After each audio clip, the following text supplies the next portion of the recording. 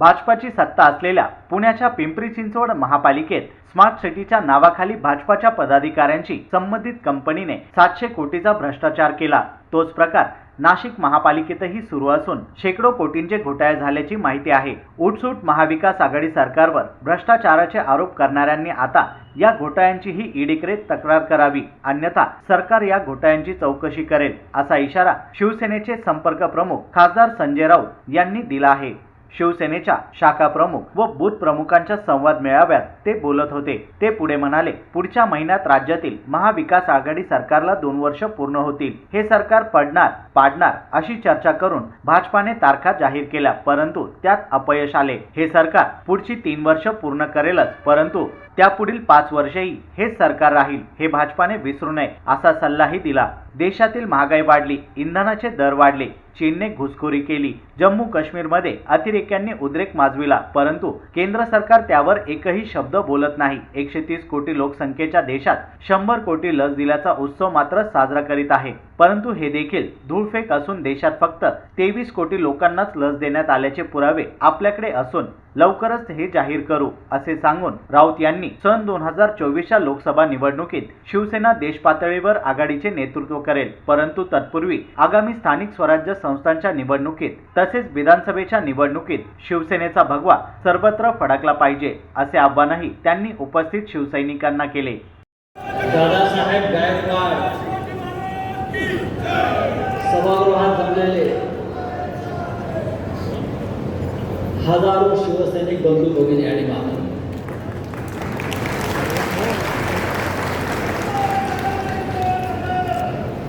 संपूर्ण सभागृह ओसंडून वाहत आहे आणि आपलं व्यासपीठ सुद्धा ओसंडून वाहत आहे। सगळे वक्ते हे इथून बोलले, मला महिलांसमोरून बोलायची संधी मिळते।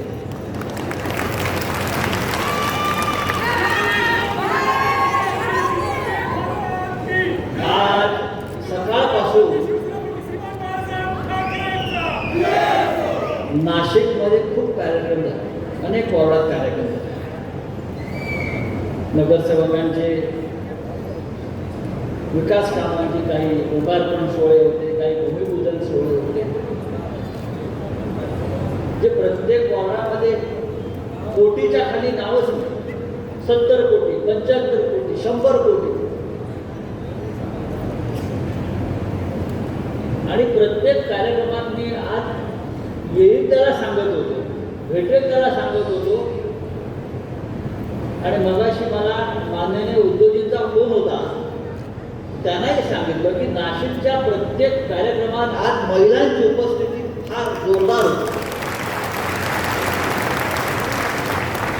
म्हटलं, माननीय मुख्यमंत्री महोदय, तुमची लोकप्रियता आहे, आपण किती घराघरात आणि चुलीपर्यंत मुख्यमंत्री आपले पोचलेले आहेत। गेल्या 2 वर्षात हा त्याचा परिणाम पाहणं किती छान दिसतं। आपल्या ज्यांना आम्ही रणरागिणी म्हणतो,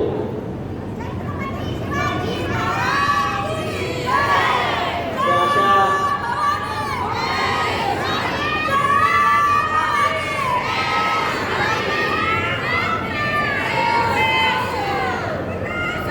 डोक्याला भगवा फेटा,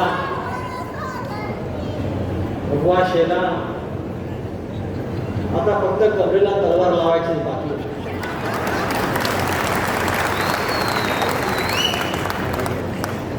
आपल्या घोषणाही फार चांगल्या असतात,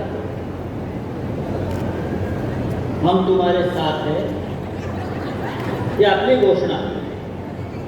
समोर घोषणा काय आहे? ईडी सीबीआय तुम्हारे साथ। ज्या प्रकारचं वातावरण आहे त्याच्याशी टक्कर देण्याची ताकद या शिवसेना। हिम्मतबाज एक मर्दांची संघटना म्हणून शिवसेना देशामध्ये लोकांमध्ये लोकप्रिय आहे। पश्चिम बंगालमध्ये काय झालं आपण पाहिलं, ममता बॅनर्जीचा पराभव करण्यासाठी नरेंद्र मोदींनी 22 सभा घेतल्या। ममता बॅनर्जीचा पराभव करण्यासाठी गृहमंत्री अमित शहानी 40 सभा घेतल्या। संपूर्ण देशभरातून भारतीय जनता पक्षाचे मुख्यमंत्री, केंद्रीय मंत्री हे जाऊन पश्चिम बंगालला थांबले, दंगली घडवल्या, पैशाचा पाऊस पाडला. पण पश्चिम बंगालच्या जनतेनं स्वाभिमानानं या सगळ्यांचा दारुण पराभव करून आपल्या मातीतल्या ममता बॅनर्जी यांना प्रचंड विजयी केलं. प्रचंड मतानं, प्रचंड बहुमतानं विजयी केलं. महाराष्ट्रातल्या जनतेला सुद्धा पश्चिम बंगालपासून अशा प्रकारच्या घडा घ्यावा लागला. ज्या बाहेरच्या शक्ती महाराष्ट्रावर चाल करून येतात, महाराष्ट्राची अस्मिता, महाराष्ट्राचा स्वाभिमान खतम करण्यासाठी आमच्यावर चाल करून येत आहे, त्यांना पश्चिम बंगालच्या मातीत ज्या प्रकारे एका महिलेनं जागा दाखवली, काढून टाकलं टाकण्यासाठी, छत्रपती शिवाजी महाराजांच्या भूमीमध्ये सुद्धा आपल्याला ती ताकद, तो स्वाभिमान दाखवावा लागेल भविष्यात. आणि महाराष्ट्र हा दिल्लीचा गुलाम नाही आहे. महाराष्ट्र स्वाभिमानी लोकांचं राज्य आहे, छत्रपती शिवाजी महाराजांचं राज्य आहे, बाळासाहेब ठाकरेंचं राज्य आहे, हे आपल्याला दाखवावं.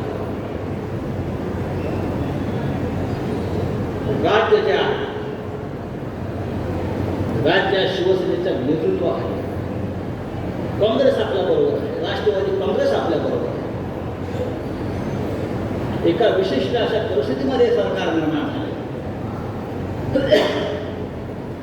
आणि या सरकारचं नेतृत्व शिवसेने. दादा, आपण जे म्हणताय तो प्रसंग आपण सांगत होता, तो मला मगाशी हसू येत होतं. कोणालाच माहित नव्हतं काय होणार आहे महाराष्ट्रात. एक दिवस सकाळी आम्ही उठलो, निकाल लागले होते, आपल्या वाट्याला 55 जागा आल्या होत्या, आपल्या बरोबरीनं राष्ट्रवादी होते, काँग्रेस आपल्यापेक्षा खाली होती, भारतीय जनता पार्टी 105. त्याच्यामुळे दिलेला शब्द फिरवण्याची किमया आणि पाप भाजपने केलं आणि आपण एका लढाईला प्रारंभ केला. महाभारत आणि रामायण कशातून निर्माण झालं? खोटेपणाविरुद्ध लढाई, असत्याविरुद्ध लढाई, अधर्माविरुद्ध लढाई, यातून रामायण महाभारत घडलं. आम्ही सगळ्यांनी ठरवलं त्यावेळेला, ज्याने शिवसेना प्रमुख बाळासाहेब ठाकरे यांच्या बोलीमध्ये दिलेला शब्द फिरवला आमच्या पक्ष प्रमुखांना, त्यांना माफ करायचं नाही. आमच्यासाठी बाळासाहेब ठाकरे दैवत. बाळासाहेब ठाकरेंची बोली म्हणजे शब्द दिला शिवसेनेला ते मंदिर आहे, आणि ज्यांना तुम्ही शब्द दिला आहे उद्धव ठाकरे, ते माझ्या पक्षाचे सर्वोच्च नेते, माझं स्वतः स्थान आहे. तुम्ही त्यांची अशा प्रकारे फसवणूक करणं कुठे ठरवू शकत नाही. म्हणून आम्ही ठरवलं की आपण लढायचं, या खोटेपणाविरुद्ध लढायचं. आणि शेवटी बाळासाहेबांच्या कृपेनं, आशीर्वादानं आपल्याला यश आलं. आमच्या अंगावर येऊ नका, आमच्या अंगावर येऊ नका, हे माननीय उद्धवजींनी दसरा मेळाव्यामध्ये अत्यंत स्पष्टपणे सांगितलं. मी नाशिकला खास यासाठी आलो होतो. मुंबई, ठाणे, कल्याण, डोंबिवली हे शिवसेनेचे बाले किल्लेच आहेत. पण एकेकाळी नाशिक सुद्धा शिवसेनेचा हा बाले किल्ला होता. आणि आजचं एक चित्र पाहिल्यावर मला खात्री पडली, आजही हा बाले किल्ला आहे. आजही हा बाले किल्ला. महानगरपालिकेची सत्ता आपण आणूच बसत राहू. लक्ष घातलं पाहिजे. आता शिवसेनेचा विधानसभेतला आकडा हा 100च्या वर जावा, हे सुद्धा आपल्या सगळ्यांचं स्वप्न पाहिजे. आज नाशिकमध्ये शिवसेनेचा विधानसभेत प्रतिनिधी नाही, ही सुद्धा आपल्याला खंत असली. महानगरपालिका जिंकत असताना पुढल्या भविष्यामध्ये विधानसभा सुद्धा आपण जिंकल्या पाहिजे आणि लोकसभेचा एक आमदार जरी या भागात असला तरी बाजूच्या भागात सुद्धा शिवसेनेचे खासदार आपण निवडून आणले पाहिजे. राष्ट्रीय पातळीवर शिवसेनेचं जे स्थान आलं आहे ते महाराष्ट्राच्या बाहेर जर आपल्याला वाढवायचं असेल आणि शिवसेना पक्षप्रमुख उद्धव ठाकरे यांच्याकडे देशाची सूत्र द्यायची असतील तर जास्तीत जास्त आमदार आणि देशात जास्तीत जास्त खासदार हे निवडून आणणं हे आपलं कर्तव्य आहे. आपण एक निवडणूक सध्या लढतोय दादरा नगर हवेली सिल्वासा लोकसभेची. तिकडे जे खासदार होते मोहन देलकर त्यांनी मुंबईतून आत्महत्या केली आणि आत्महत्या करताना त्याने जे चिठ्ठी लिहून ठेवली आहे त्याच्यामध्ये भारतीय जनता पक्षाच्या प्रमुख नेत्यांच्या जाचाला कंटाळून मी कशी आत्महत्या करतोय आणि मला महाराष्ट्रातच कसा न्याय मिळेल म्हणून मी मुंबईत आत्महत्या करतोय असं त्या बिचारा खासदाराला लिहून ठेवलं मोहन देलकर आणि आत्महत्या केली. त्यांची पत्नी आणि त्यांचं कुटुंब शेवटी शिवसेनेमध्ये त्यांनी प्रवेश घेतला न्यायासाठी आणि त्यांच्या पत्नी दादरा नगर हवेलीतून लोकसभा निवडणूक लढत आहे. आणि मी तुम्हाला आता सांगतो महाराष्ट्राच्या बाहेरचा पहिला खासदार हा 30 तारखेच्या निवडणुकीमध्ये दादरा नगर हवेलीतून निवडून येतो आहे. कलाबेन देलकर मोहन देलकर यांच्या पत्नी आणि पुढल्या 2024च्या लोकसभेला आपण गुजरातसह अनेक राज्यांमध्ये निवडणुका लढवतो. अनेक राज्यांमध्ये काम चालू आहे. एकेकाळी ही शिवसेना मुंबई ठाण्याबाहेर जाणारच नाही अशी टीका 50 वर्षापूर्वी ज्यांनी केली होती बाळासाहेब ठाकरेंवर. ते आज पाहतायत की शिवसेनेनं महाराष्ट्राच्या सीमा ओलांडून लोकसभेत धडक मारले. 22 खासदार आहे शिवसेना. 22 खासदार हा आकडा भविष्यात वाढेल. आज उद्धव ठाकरे यांच्याकडे संपूर्ण देश या राष्ट्राच्या भविष्यातला नेता म्हणून अपेक्षेने पाहतो आहे. हे सुद्धा या शिवसेनेचं भाग्य म्हणायला हवं. लोक म्हणायचे संजय राऊतला वेळ लागला एवढंच की 55 लोक आमदार असताना मुख्यमंत्री कसे करणार आहे. पण शेवटी शिवसेनेवर काय देवदेवतांची कृपा साधू संतांची कृपा राहिलेली बाळासाहेबांचे आशीर्वाद राहिलेले आहे आणि त्या सगळ्यातून या महाराष्ट्राला शिवसेनेचा मुख्यमंत्री आपण घेऊ शकतो.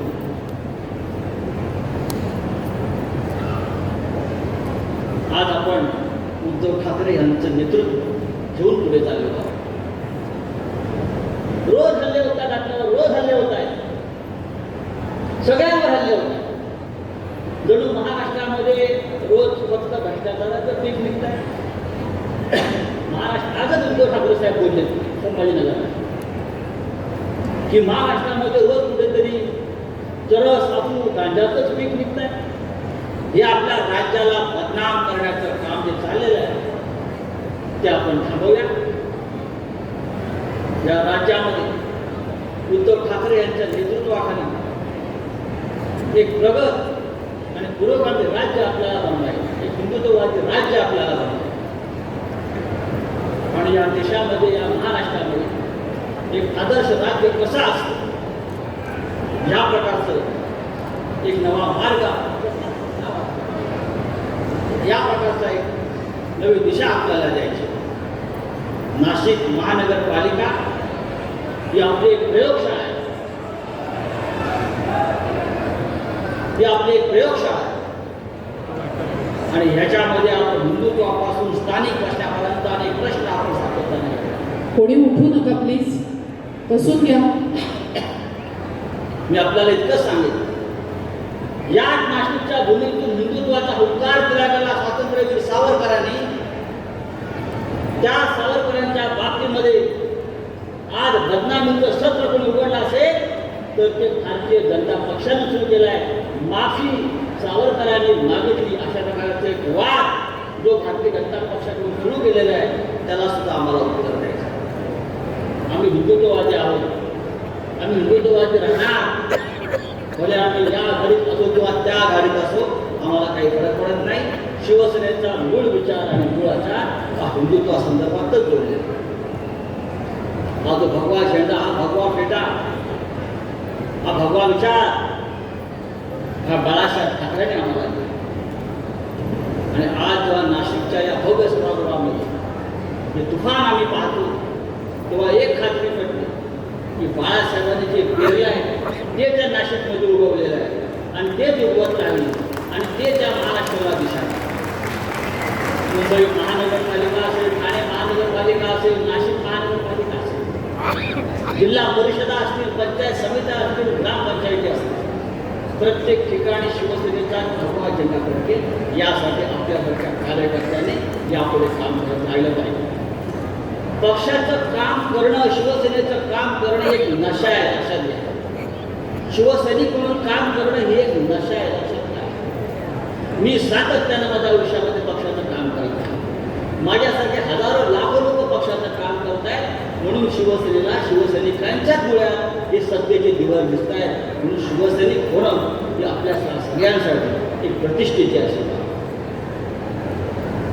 आज नाशिकसारख्या या भागामध्ये, संपूर्ण उत्तर महाराष्ट्रामध्ये तुम्हाला मी सांगतो, जिथे आपण सिल्वासाला निवडणूक लढवतो आहे तिथे काल आम्ही सभा लावली होती गुलाबराव पाटलांची.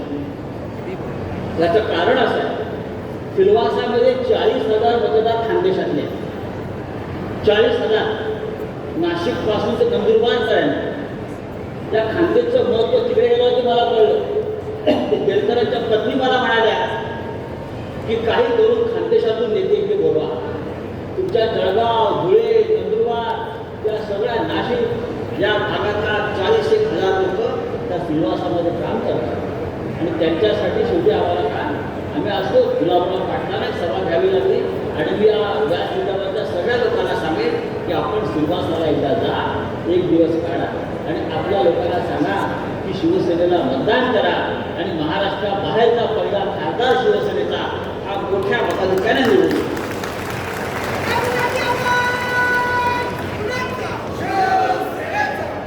हा बुलंद आवाज शिवसेनेचा, हा आवाज कोणाला दाबता येणार आहेच ना ते. आपण मगाशी Vasantrao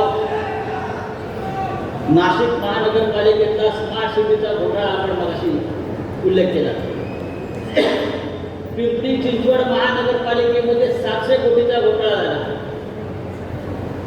smart city पंतप्रधानाचं dream project मी त्या पिरियड सोमयाला पत्र दिलं. हा 700 कोटीचा घोटाळा आणि त्या घोटाळ्याची फाईल तुमच्याकडे पाठवतो आहे. तुम्ही ही फाईल घेऊन ईडीकडे जायचं आणि CBIकडे जायचं आणि ज्याने हा घोटाळा केला आहे त्या भारतीय जनता पक्षाच्या नेत्यांना सुद्धा तुरुंगात पाठवायला तुम्ही आम्हाला मदत करा. तुम्ही नाही केलं तर आम्ही आहोत, पण आम्हाला तिथे दानच बघायचे. भ्रष्टाचार भ्रष्टाचार भ्रष्टाचार म्हणून रोज तुम्ही काव करता. हे तुमच्या भ्रष्टाचार आहेत ना. 100 लोकांच्या भ्रष्टाचाराची यादी मी बाहेर नाही. 100 लोकांच्या फाईली माझ्याकडे तयार आहेत. आता मी पाहतो आहे, पहिली यादी मी दिली आहे, पहिली फाईल मी दिली. नाशिकमध्ये सुद्धा या महानगरपालिकेमध्ये शेकडो कोटीचे घोटाळे झालेले आहेत. त्याची तुम्ही माहिती घ्या. प्रत्येक जिल्ह्यामध्ये प्रत्येक तालुक्यामध्ये शेकडो कोटीचे घोटाळे या लोकांनी करून ठेवलेले आहेत. तरी आपण बाहेर काढू. यावेळी कृषी मंत्री दादा भुसे, खासदार हेमंत गोडसे, आमदार नरेंद्र दराडे, जिल्हा प्रमुख विजय करंजकर, माजी आमदार बसंत गीते, विलास शिंदे यांनी मार्गदर्शन केले. प्रास्ताविक महानगर प्रमुख सुधाकर बडगुजर, आभार अजय बोरस्ते यांनी मानले. मला वाटतं की हा सर्व उत्साह पाहिल्याच्या नंतर नाशिक महानगरपालिकेवर शिवसेनेचा भगवा फडकेल हे सांगण्यासाठी कोणत्याही ज्योतिषाची गरज नाही. खरं म्हणजे साहेब, मागच्याही पंचवार्षिकला जनतेचा कौल तर शिवसेनेलाच होता. थोड्याफार आमच्या काही चुका झाल्या, त्या चुका तर आम्ही आता तुमच्या नेतृत्वाखाली दुरुस्त करूच. परंतु अनेक नेते मंडळी पण आता मंचावर या ठिकाणी अतिशय पुढाकाराने शिवसेनेमध्ये सक्रिय आहे. आणि म्हणून निश्चितपणे मला वाटतं की मुंबई ठाण्याच्या नंतर तुम्हाला अपेक्षित असलेला शिवसेनेचा जिल्हा आम्ही नाशिक त्या ठिकाणी सर्वजण कष्ट करून निश्चितपणे त्या ठिकाणी शिवसेनेचा भगवा झेंडा ज्या प्रकारे या ठिकाणी महापालिकेमध्ये सत्ताधारी काम करत आहे तर निश्चितच मला असं वाटतं का या 5 वर्षामध्ये कुठल्याही प्रकारचं ठोस काम त्यांना या ठिकाणी करता आलेलं नाही. या उलट भूसंपादनामध्ये त्यांनी या नाशिककरांचे कष्टाचे पैसे निश्चितच नको त्या भूसंपादनाकरता त्यांनी त्या ठिकाणी लावलेले आहेत. कुठलाही मोठा प्रकल्प आज या शहरामध्ये चालू नाही. आणि त्या उलट आपण जर बघितलं तर 4 ते 5 महिन्यावरती महानगरपालिकेची निवडणूक आलेली आहे आणि एखाद्या परीक्षेची आपण त्या प्रकारे पूर्वतयारी करतो. तर मला असं वाटतं का आपलं निश्चितच एक चांगल्या प्रकारचं नियोजन आपल्या नाशिक शिवसेना जिल्हा व महानगरपालिकेचे पदाधिकारी व सर्व शहरातील सर्व पदाधिकारी लोकप्रतिनिधी यांच्या सर्वांच्या माध्यमातून मला असं वाटतं की निश्चितच एक चांगली सुरुवात त्या ठिकाणी झालेली आहे. प्रभाग क्रमांक 8 आहे. हे फक्त करू शकलो हे शिवसेना प्रमुखांच्या आशीर्वादामुळे, मान्यवरांच्या माझ्यावर असलेल्या विश्वासामुळे. कारण या ठिकाणी आपल्याला प्रत्येकाला संधी दिली जाते, परंतु त्या संधीचं सोनं करायचं हे तुमच्या आमच्या हातामध्ये असतं. गेल्या 11 महिन्याच्या कार्यकाळामध्ये ज्या वेळेस डिसेंबर 2020ला माझी नियुक्ती झाली आणि त्यानंतर संकल्प केला की वाढ तिथे शाखा असली पाहिजे. आणि शाखा ओपनिंग करताना जो उत्साह मला बघायला मिळाला तो अत्यंत अप्रतिम. की साहेबांच्या जुन्या आठवणी त्या ठिकाणी सर्व शाखा उघडताना आठवणी येत होत्या आणि शिवसैनिकामध्ये चैतन्य निर्माण झालं. एक नंबर शाखा झाली, 2 नंबर शाखा झाली, 3 नंबर शाखा झाली, 4 नंबर, 5 नंबर. जसं जसं शाखेचं प्रमाण वाढत गेलं तसं तसं जिल्हा प्रमुख असतील विजयाप्पा, मी भाऊसाहेब चौधरी, अजयजी गोरस्ते असतील, विलासजी शिंदे असतील, सर्व टीमने त्यामध्ये मला सहकार्य केलं आणि बोलता बोलता 122 शाखांची त्या ठिकाणी स्थापना झाली आणि त्यामध्ये नेटवर्क तयार झालं आणि उत्साह निर्माण झाला. परंतु 23 जानेवारीपर्यंत आम्ही 122 शाखा स्थापन केल्या साहेब. परंतु 23 जानेवारीला दुपारनंतर मी कोरोना बाधित झालो आणि हॉस्पिटलला ॲडमिट झालो. 15 दिवस त्यामध्ये गेली. मागं लोक राहायला नाशिक महापालिकेच्या निवडणुकीमध्ये 50% आरक्षण महिलांना आहे. महिला आघाडी कुठेतरी मागं लोक राहायला म्हणून महिला शाखेचं उद्घाटन आम्ही चालू केले.